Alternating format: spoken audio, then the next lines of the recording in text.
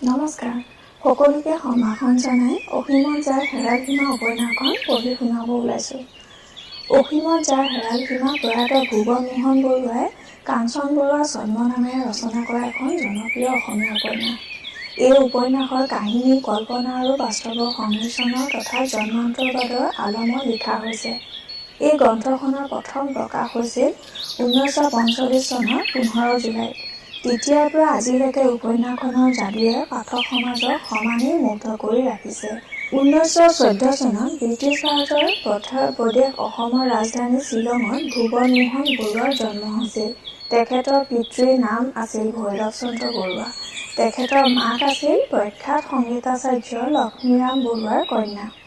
যোৰহাটৰ prince of Wales অভিযান্ত্ৰিক প্ৰতিষ্ঠানৰ পৰা ডিপ্ল'মা পাঠ্যক্ৰম সমাপ্ত কৰি ডিগবৈ তেল কোম্পানীত চাকৰিত যোগদান কৰে। 11 বছৰ চাকৰি কৰাৰ অন্তত তেখেতে পুনৰ শ্বিলঙলৈ উভতি যায়। বৰুৱাই অসম চৰকাৰৰ অধীন চলচ্চিত্ৰ বিত্তীয় ব্যৱস্থাপক সমিতিৰ এজন সদস্য হিচাপে কাম কৰিছিল। ইয়াৰ উপৰিও তেখেত এজন শিল্পী ৰূপেও জনাজাত আছিল। তেখেতে বহুতো নাটক পৰিচালনা কৰিছিল। 1998 চনৰ 10 মে'ত তেখেতে শ্বিলঙত দেহত্যাগ কৰে। এটা সপোনক আধাৰ কৰি অসীমত যাৰ হেৰাল সীমা উপন্যাসখনৰ কাহিনীয়ে গতি কৰিছে। আহকচোন উপন্যাসখনৰ মাজলৈ যাওঁ। প্ৰথম অধ্যায় দৃশ্যপট। এখন কঁপি থকা ৰামধেনু। হয়তো কোঠাটোৰ কোনোবা দাঁতিত থকা বিশেষ আকৃতিৰ পানী গিলাচৰ ওপৰত দুৱাৰেদি চুৰি কৰি সোমোৱা ৰ'দ চেৰেঙা পৰিছেহি। তাৰ প্ৰতিবিম্বটো ৰামধেনুৰ সাতোটা ৰং গাত লৈ পৰিছেগৈ ওচৰৰ বেৰখনত। তাতে বহি তুলিছে এখন কঁপি থকা ৰামধেনু।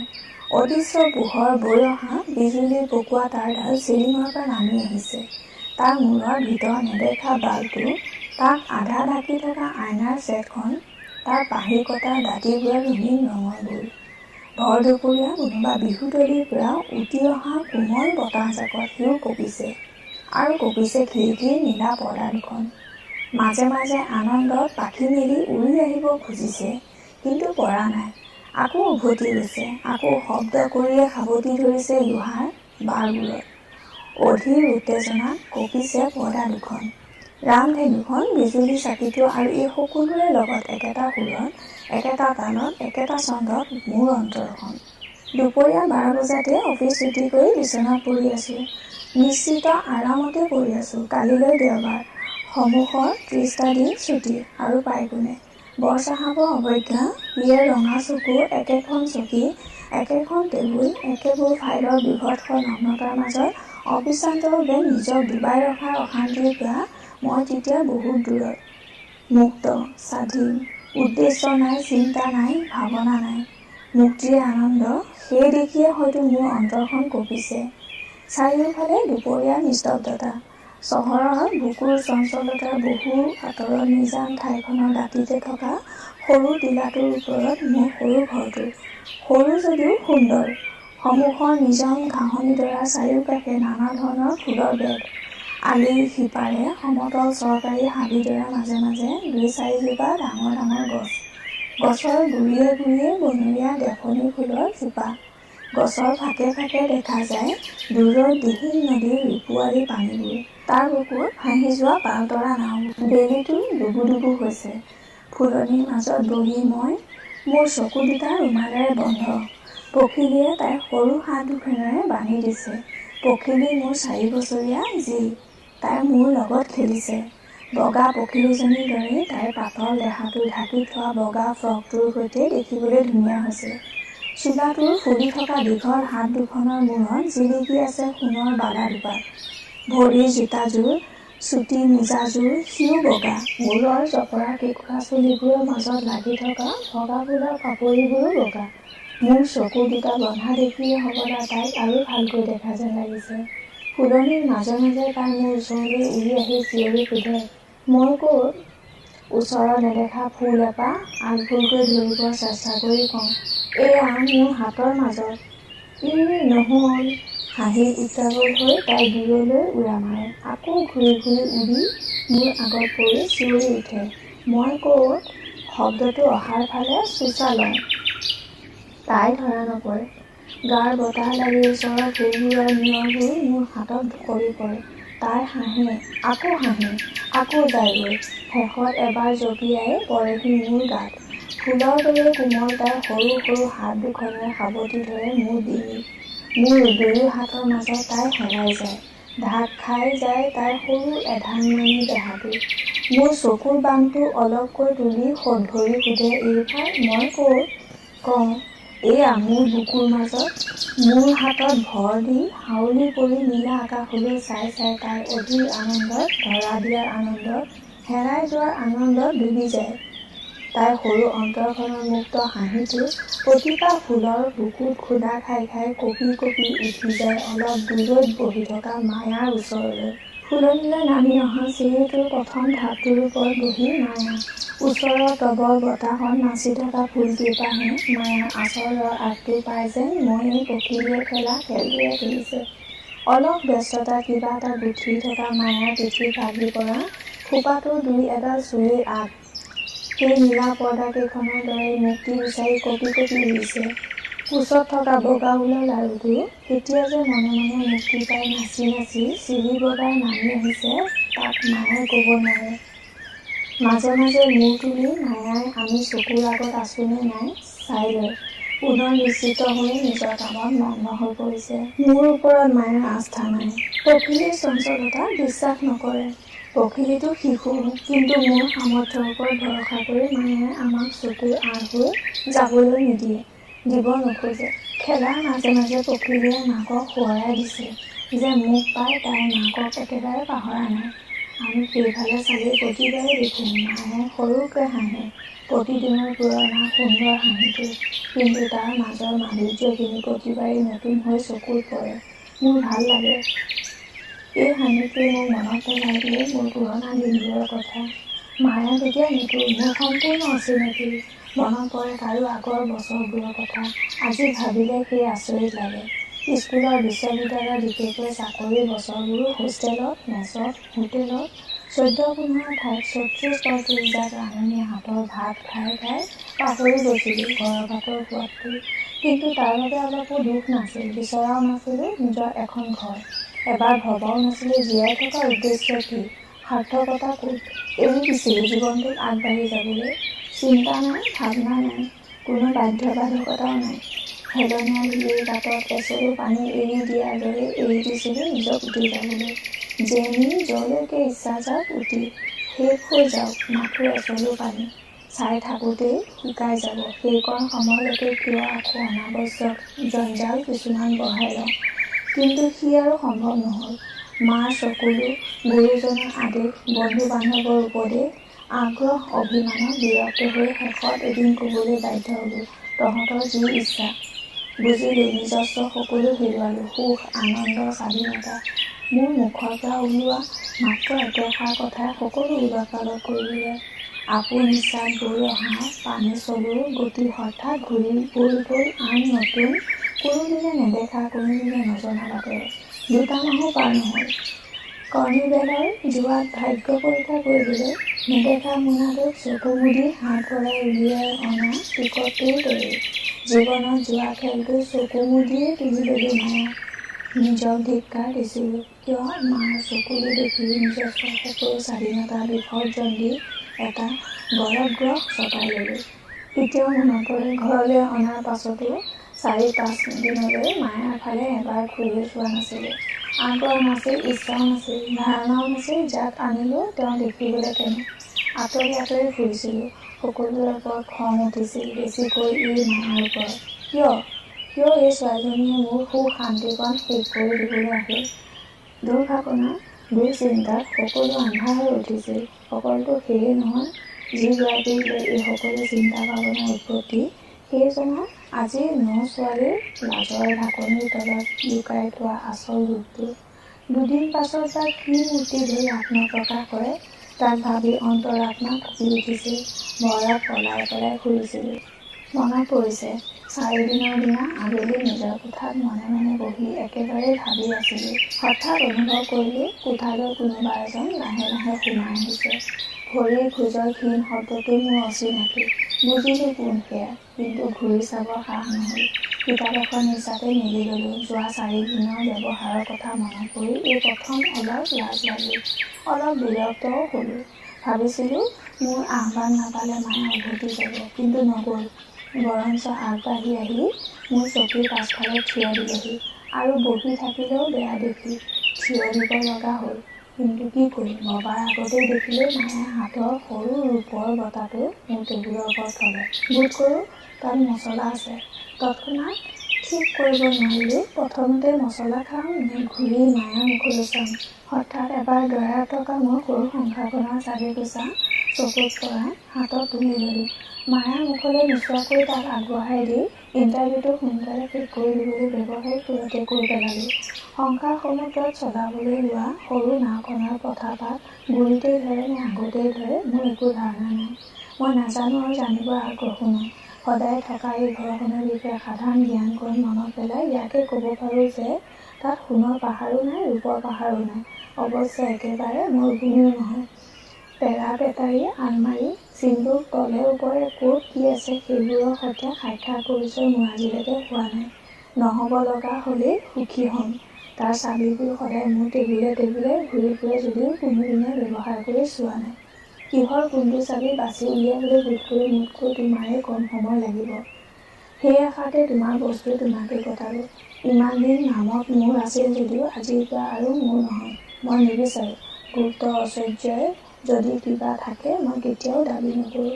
মুঠতে এই চাবিকোছা ভুলতো আৰু মোৰ ওচৰলৈ নাহিলেই মই নিশ্চিত হ'ম, ভাৰমুক্ত হ'ম। নিঃশব্দে নিঃসংকোচে চাবিকোছা মায়ে মোৰ হাতৰ পৰা তুলি ল'লে। লক্ষ্য কৰি দেখিলোঁ হাতৰ আঙুলিকেইটা কিন্তু অলপো নকঁপিল। তাৰ বৰণটো চকুত পৰা মুখলৈ চাবৰ লোভ হ'ল। মায়াক আচৰিত কৰি হঠাৎ মুখ ঘূৰি মায়াৰ মুখলৈ চালোঁ। স্বাভাৱিক গাম্ভীৰ্যৰে ভৰা কোমল এখন মুখ। মায়ে স্পষ্ট মোৰ চকুলৈ চাইছে। মোৰ সন্মুখত থিয় দিয়া ভংগীটো ব্যৱহাৰত মোৰ হাতৰ পৰা চাবিকোছা তুলি লওঁতে ন-ছোৱালীৰ অনাৱশ্যক লাজ, জড়তা, সংকোচৰ পৰা মায়া সম্পূৰ্ণ মুক্ত। অথচ সামান্যতম চঞ্চলতাও নাই। মনে মনে স্বীকাৰ কৰিলোঁ মায়াৰ মাজত অসাধাৰণ কিবা এটা নিশ্চয় আছে।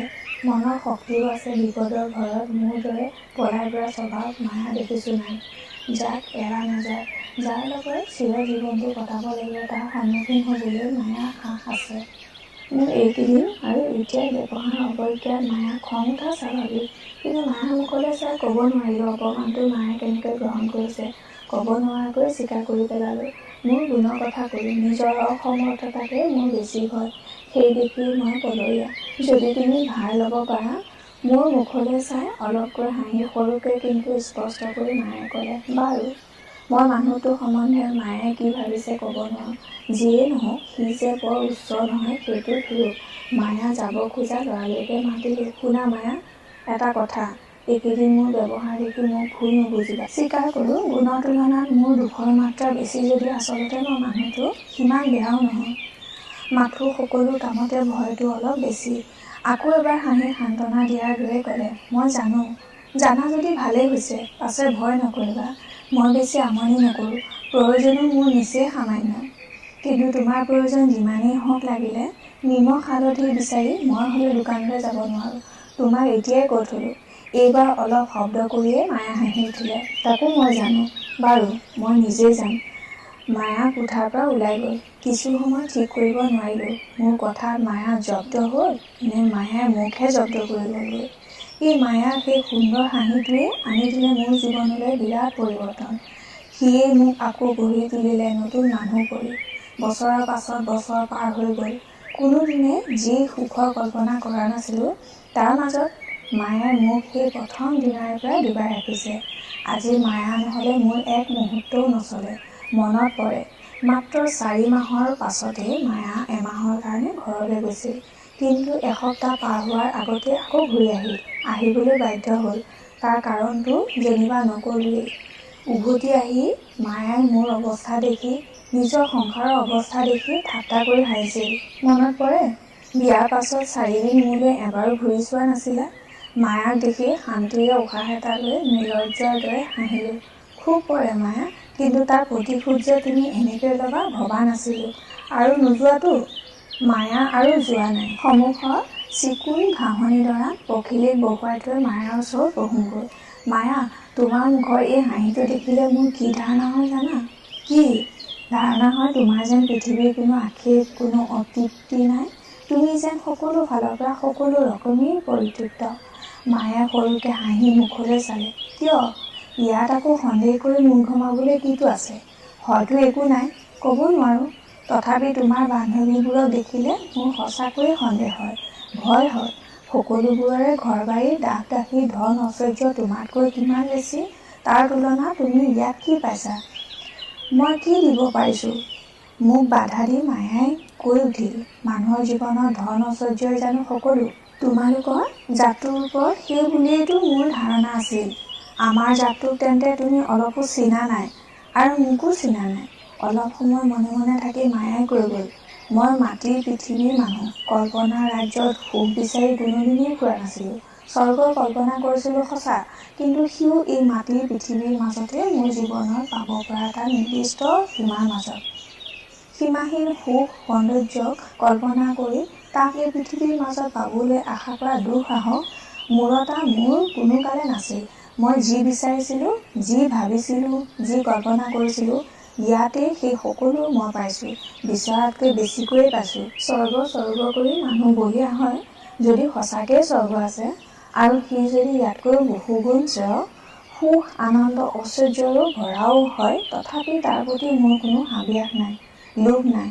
তোমাকে লৈ, পখিলীক লৈ মোৰ এই সৰু সংসাৰখন, তাত থকা ক্ষুদ্ৰ ক্ষুদ্ৰ অতি সাধাৰণ সম্পদবোৰ, গোটেই ঘৰখনতে বৈ থকা শান্ত কোমল বতাহখিনিৰে সৈতে এই মোৰ স্বৰ্গ।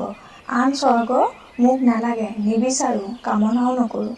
দীঘল বক্তব্যটো শেষ কৰি মায়ে মোৰ মুখলৈ চাই ধুনীয়াকৈ আকৌ এবাৰ হাঁহিলে।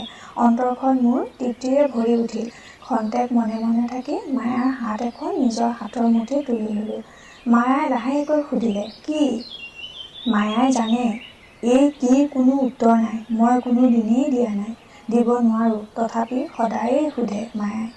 মায়াই বুজে তাৰ উত্তৰ কাণেৰে শুনাকৈ ভাষাৰে দিব নোৱাৰি, কিন্তু সি অব্যক্ত নাথাকে। স্পৰ্শৰ অবুজ ভাষা শুনে আমাৰ প্ৰাণে, আমাৰ অন্তৰে। মোৰ মুখলৈ চাই সৰুকৈ হাঁহি আনখন হাতো মোৰ হাতৰ ওপৰত তুলি দি মায়ে তাৰেই সমিধান দিয়ে। হঠাৎ মোৰ হাতৰ মাজত থকা মায়াৰ হাতখন কঁপি উঠিল। অনুভৱ কৰিলো মই নিজেও কঁপিছো, চিৰিটোও কঁপিছে, গোটেই ঘৰখনেই কঁপিছে। কিন্তু কিয়? ভূঁইকঁপ, নিশ্চয় ভূঁইকঁপ। ভূঁইকঁপত গোটেই পৃথিৱীখনেই কঁপিছে। মায়া চিটিকি মোৰ হাতৰ পৰা এৰাই গ'ল। পখিলী ফুলৰ মাজতে হেৰাই গ'ল। ক্ষন্তেকতে এটা এটাকৈ সকলো নেদেখা হৈ গ'লো।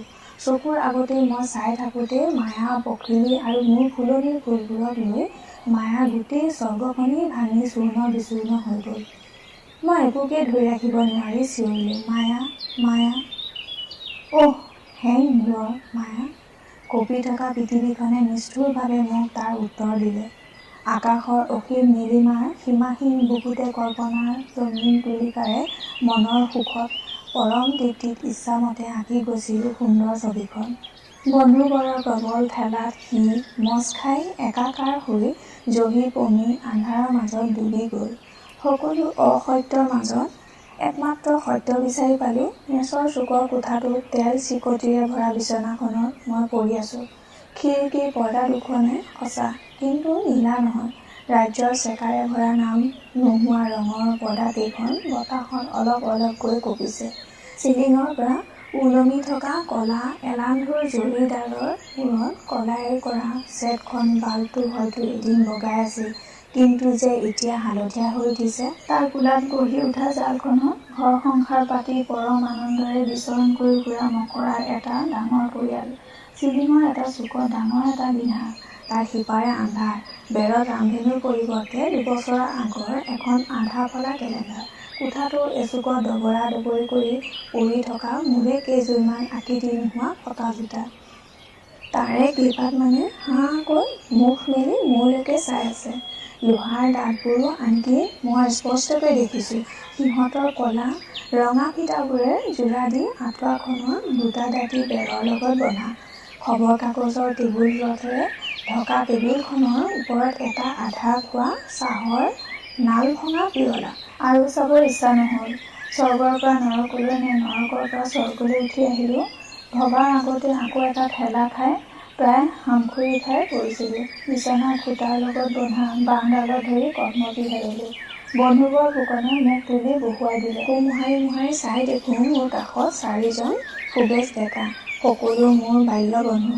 অজিত, পজিল, দিলীপ আৰু ফুকন। এতিয়া সিহঁতৰ এজন হৈছে প্ৰফেচাৰ, এজন কবি, এজন ডাক্তৰ আৰু ফুকন মোৰ দৰে কেৰাণী। একেলগে একেখন বেঞ্চতে বহি স্কুলীয়া জীৱন, কলেজৰো বছৰ দিয়েক শেষ কৰি ভাগ্য অন্বেষণ কৰিবলৈ দিহা-দিহি পৃথিৱীৰ বুকুত ছিটিকি পৰিছিলোঁ। দিন দিয়েক হ'ল আকৌ অভাৱনীয়ভাৱে লগ খাইছোঁ। ডাক্তৰ বন্ধুৱে কোঠাটোৰ চাৰিও দাঁতিয়ে চকু ফুৰাই নাক কোচালে। ডিছগ্ৰেচফুল BN। মই হাঁহিলোঁ। কি ডিছগ্ৰেচফুল বাৰু? মই নে মোৰ শোৱাটো? নে কোঠাটোৰ এই সৌন্দৰ্যখিনি? কোনটো? এভৰিথিং। নাও গেট আপ। গেট আপ হোৱাৰ আগতেই প্ৰফেচাৰ বন্ধুৱে ৰগৰকৈ সুধিলে, হেই, মায়া মায়াকৈ চিঞৰিছিল কাক? গহীন হৈ উত্তৰ দিলোঁ, কাকো চিঞৰা নাছিলোঁ প্ৰফেচাৰ, বৰঞ্চ এটা সত্য আৱিষ্কাৰ কৰি এই পৃথিৱীৰ স্বৰ্গ নৰকৰ সকলোকে চিঞৰি চিঞৰি জনাই দিবৰ ইচ্ছা আছিল যে সংসাৰত সুখ, আনন্দ, ঐশ্বৰ্য, প্ৰেম, প্ৰীতি সকলোবোৰেই কেৱল মায়া, দুৰ্ঘোৰ মায়া। বালিৰ চাপৰিত বালিৰে সজা ফাঁকীৰ প্ৰাসাদবোৰ দৰেই সকলো অসত্য। সত্য মাথো মোৰ এই বিচনাখন আৰু মোৰ জীৱনটো। কিন্তু তহঁতে মনে মনে থাক, এতিয়া উঠ, মোৰ বিচনাৰ পৰা তুলিবি, সি কৈ গ'ল, আমাৰ সকলো ৰেডি, কালিলৈ পুৱাই ভইচ আৰম্ভ কৰিম। তই ছুটি পালিনে নাই? পাইছোঁ। পাছে দিহিঙৰ পানীয়ে পানীয়ে তাৰ দাঁতিৰ নেদেখা হাবিয়ে হাবিয়ে এক্সকাৰ্ছন কৰিবলৈ গৈ মহ-দাহৰ কামোৰ খাই মেলেৰিয়া মাতি আনিবলৈ নহয়। অফিচৰ বৰাবাবুৱে মোক এই ছুটিৰ মাহটো শুই ল'বলৈ কৈছে। হেম বিয়ৰ বৰাবাবু, তোৰ বুঢ়া সপোনটোৰ কথা আমাক কেলে লাগিছে? ইমান বছৰৰ মূৰত আমিকেইটা আকৌ লগ লাগিছোঁ শুই কটাবলৈ নহয় ইডিয়েট। তই এটা গুড গুৰু। নিশ্চয়, নহ'লে তোৰ বন্ধু হ'লো কেনেকৈ? বাৰু এতিয়া কচোন যোগাৰ যন্ত্ৰনো কি কি হৈছে? এভৰিথিং। 3 দাৰৰ চৈ থকা ডাঙৰ নাও, নাৱৰীয়া, নেটৰ খিৰিকী থকা টেণ্ট, কেম্প খাট, ৰেচন, বন্দুক, কেমেৰা, ফিল্ম, ফাৰ্ষ্ট এইড, মুঠতে খোৱাৰ যোগাৰ, শোৱাৰ যোগাৰ, পিন্ধাৰ যোগাৰ সকলো হৈছে। তাৰ উপৰিও মানে প্ৰফেচাৰৰ বেহেলা ডকৰ দুটি ডাইনা, কবিবৰৰ চাপৰি, মোৰ নাচ আৰু তোৰ গান। বেছ বেছ, কৈ যা। আৰু বাঘৰ গুজৰণি, হাতীৰ চিঞৰ, ভালুকৰ হাঁহি? নাই, নহ'ব ফুকন, অকল এইবোৰতে মোৰ অলপো মনে ধৰা নাই। মোক লাগে। কি লাগে? ইয়াত বাহিৰে আৰু তোক কি লাগে? বহুত। তহঁতৰ যোগাৰত না আছে ৰোমাঞ্চ, না আছে কবিতা। শুন, নিতান্তই যদি মই এই বিচনা এৰি যাব লগা হয়, তেতিয়াহ'লে মোক লাগিব দিহিঙৰ নীলা চিকমিকীয়া পানীৰ বুকুত সৰু ধুনীয়া এখন টুলুঙা নাও, বগলীৰ পাখি যেন বগা এখন পাল, কেইপাচিমান হৰেক ৰকমৰ ফল মূল, বৰ একোজা নানা বৰণৰ নানা জাতৰ ধুনীয়া ফুল। তাৰ পাছত তোৰ সময়টো হ'ব লাগিব কোমল ৰ'দেৰে ভৰা এটা শান্ত গহীন শেষ নোহোৱা অনন্ত দুপৰীয়া। লোকালয় এৰি মোৰ সৰু জীৱন তলিত পাল উৰুৱাই গৈ থাকিম দূৰলৈ, নীলা আকাশৰ তলত দিহিঙৰ নীলা পানী মিলি যোৱা শেষ সীমালৈ। নদীৰ এদাঁতিয়ে থাকিব শাৰী শাৰী বনৰীয়া লতাফুলৰ জোপা, ইদাঁতিয়ে থাকিব বহল বালি চাপৰি, তাৰ মাজত বতাহে কুহুৱা বিৰিণাৰ সুহুৰিৰ লগে লগে কোনোবা গকুলৰ নেদেখা গৰখীয়া ল'ৰাৰ উটি অহা বাঁহীৰ সুৰ। এই সকলো বেকগ্ৰাউণ্ডত লৈ মোৰ সন্মুখত আচলৰ আগটো বতাহত উৰুৱাই দি ৰূপোৱালী ৰদালি মেলা চুলিত লৈ, মুখত সানি, গালত বুলাই, ওঠত জিলিকাই নগ নগ ভৰি দুখন পানীত ওলমাই দি অলস ভংগীত মধুৰ ডিগ্ৰীৰে বহি থকা উজ্জ্বল এখন মুখ, বাঁহীৰ সুৰত সুৰ মিলাই বৈ যোৱা পানীত উটুৱাই দি সুন্দৰকৈ গীত গাব। ব্ৰাভো ব্ৰাভো BN, একেবাৰে দেখিছোঁ টেকনিকেলাৰ। পাছে এই কাৰ মুখ অ'? কোনোবা তেজ মঙহৰে মায়া নেকি? হাইৰে ব্ৰাদাৰ, তই নুবুজিলি। মায়াৰ মাজত কায়াৰ মুখ এখন বিচাৰি বিচাৰিয়ে যে জীৱনটো মেচৰ চুকত কটাই দিলোঁ। কৈছোঁ নহয় সকলো মায়া মায়া। সেই মায়াৰ ছায়াৰ মাজত হঠাতে ভ্ৰম হয় যেন দেখা পাওঁ কোনোবা এজনৰ কায়া। মোৰ ফালে চাই হাঁহি, হাত বাউলি মোক মাতে, খেদি যাওঁ তাই পলাই যায়, ধৰিব খোজোঁ তাই হেৰাই যায়, তেন্তে কাৰ মুখ? ফুকনে তপৰাই উত্তৰ দিয়ে, কাৰ আৰু হ'ব? আমাৰ সৌ মৰাপাট বেপাৰী নাক চেপেটি হাতী পোৱালি যেন ধামনী ছোৱালীজনীয়ে নিশ্চয়। কিন্তু BN, তোৰ ব্যৱস্থা যেনিবা হ'লেই, পাছে আমাৰ সেয়া ব্যৱস্থা আৰু হ'ল ক'ত? তোৰ বেপাৰী সেইহেন ৰূপৱতী কন্যাৰ ৰূপৰ জ্যোতি যে দিহিঙৰ নীলা পানী ভৰ দুপৰীয়াই আন্ধাৰ হৈ উঠিব আৰু ক'বতো নোৱাৰি। ভদ্ৰ মহিলাই নাৱত ভৰি দিয়াৰ লগে লগেই হয় নাও ডুবিব, নহয় ৰূপৰ চমক লাগে ময়েই হামখুৰি খাই পানীত পৰি যাম। তাৰ উপৰিও তহঁতকেইটাই থাকি যাবি। নাই দেখিছোঁ অংকটো ভুল হৈ গ'ল। গাইপতি একোখন পাল তৰা নাৱৰ যোগাৰ হ'লেও যিহেতু বেপাৰী চাহাবৰ 5জনী ধুবুৰী জীয়েকেই নাই, তেতিয়া আৰু কি কৰিবি ফুকন?